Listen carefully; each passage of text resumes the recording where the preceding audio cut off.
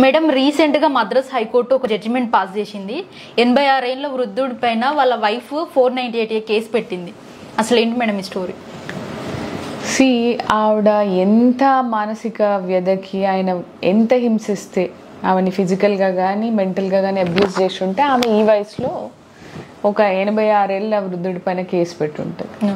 So ఆ story ఏంటి అని అంటే అతను భార్యని విపరీతంగా హింసించడము, కొట్టడమే కాకుండా కోడలతోని ఎక్స్ట్రా మ్యారిటల్ అఫైర్లో ఉండడము, అది చూస్తూ ఆమె భరించలేక ఇంకా ఇప్పటికైనా ఆయనకి బుద్ధి చెప్పాలి అని కోర్టుని ఆశ్రయించడం జరిగింది.